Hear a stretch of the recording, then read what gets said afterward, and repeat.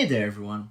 I've been lucky enough to attend and speak at many conferences over the years, so I think it's time I ran a quick experiment with you all.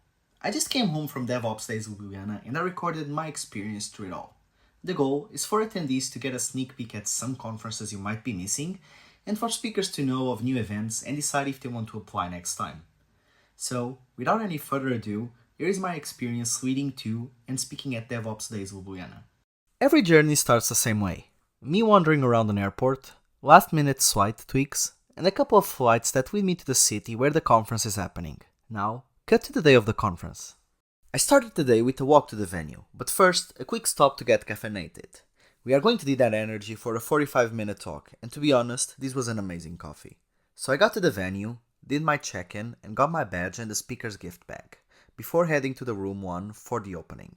The conference opened with the organizer sharing a preview of how the day would be, thanking the sponsors and introducing the keynote speaker, Diane, who took us through a journey of moving out of a monolith to a decoupled architecture while sharing some insights and learnings of their DevOps adoption. Keynote's over and now the conference becomes a multi-track, and as an attendee, there is an hard decision here. Now we have to pick which talk to go to. I decided to go watch Daniel's talk, who took us through a brief history of Cloud Native, from the birth of Matt, Kanban, compilers, virtualization, and so much more.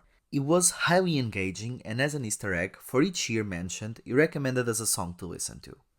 Daniel's talk ended, and I moved to room 2 to watch Yannis take us through the evolution of GitLab CI/CD runners at his company. I love case studies, and one lesson I took from his talk is that sometimes giving too many options to developers might do more harm than good.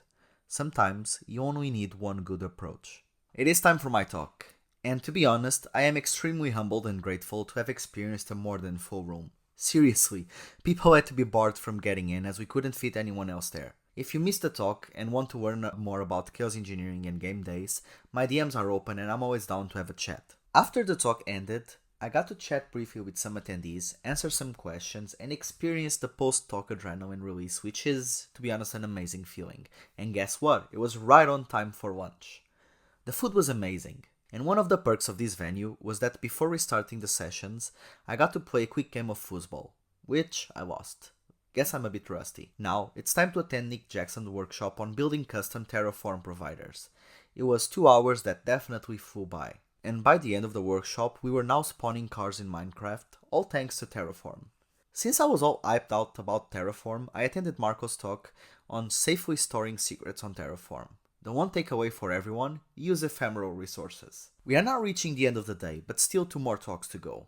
I chose Andra's talk on Zero Trust, and I loved the 2 practical implementation examples that he showed. Finally, Nicola wrapped the track sharing some compliance challenges of DevOps digital workplaces, and his main message highly resonated with me. The majority of the time, compliance fails because of people, not because of tools. And that was a wrap up on DevOps Day Ljubljana. One of the organizers, Ida, shared a farewell speech for everyone, and we headed for the speaker's dinner where I got to hang out with everyone and have a chat. Now I bet you were wondering what was in the speaker's gift bag, right? Here's a quick peek of it. So yeah, cut to 6 AM the day after, and now I'm at Ljubljana airport and can't wait to catch my first flight to head back home. And that's a wrap. Let me know what you thought in the comments about this video. And as it's being released, I'm about to head to Skopje to speak and MC What the Stack. So, who knows, maybe next week I'll be sharing a recap with all of you. See you on the next one. Bye.